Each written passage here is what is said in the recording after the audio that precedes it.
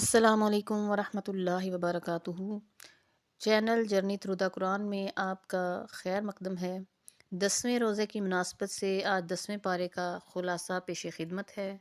10واں پارہ وَاعْلَمُوا، اس پارے میں بھی 2 حصے ہیں، سورہ انفال کا بقیہ حصہ اور سورہ توبہ کا ابتدائی حصہ۔ سورہ انفال کے بقیہ حصے میں 5 باتیں مذکور ہیں۔ نمبر 1 مال غنیمت کا حکم، نمبر 2 غزوہ بدر کے حالات، نمبر 3 اللہ تعالیٰ کی نصرت کے 4 اسباب، نمبر 4 جنگ سے متعلق ہدایات اور نمبر 5 ہجرت اور نصرت کے فضائل۔ مال غنیمت کا یہ حکم بیان ہوا کہ خمس نبی اکرم صلی اللہ علیہ وآلہ وسلم کے اقربا، یتیموں، مسکینوں اور مسافروں کے لیے ہے، اور باقی 4 حصے مجاہدین کے لیے ہیں۔ غزوہ بدر کے حالات، کفار مسلمانوں کو اور مسلمان کفار کو تعداد میں کم سمجھے، اور ایسا اس لیے ہوا کہ اس جنگ کا ہونا اللہ کے ہاں طے ہو چکا تھا۔ شیطان مشرکین کے سامنے ان کے اعمال کو مزین کر کے پیش کرتا رہا۔ دوسری طرف مسلمانوں کی مدد کے لیے آسمان سے فرشتے نازل ہوئے۔ قریش غزوہ بدر میں ذلیل و خوار ہو کر رہ گئے، اور اللہ تعالیٰ کی نصرت کے 4 اسباب یہاں بیان ہوئے ہیں۔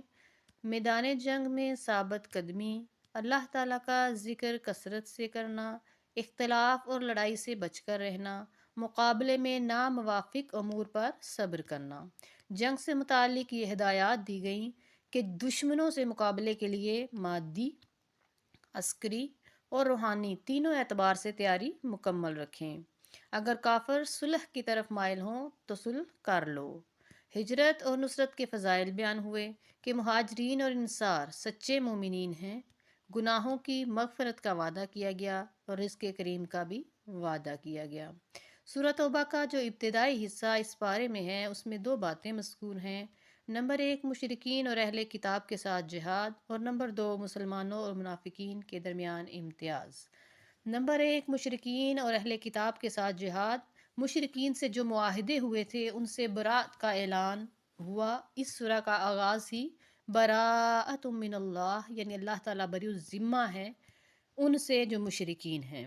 مشرکین کو حج بیت اللہ سے منع کر دیا گیا، اہل کتاب کے ساتھ قتال کی اجازت دے دی گئی۔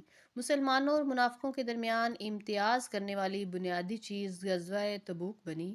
رومیوں کے ساتھ مقابلہ جو وقت کی سپر پاور تھے، شدید گرمی اور فقر و فاقہ کے موقع پر ہوا، جب پھل بھی پک چکے تھے۔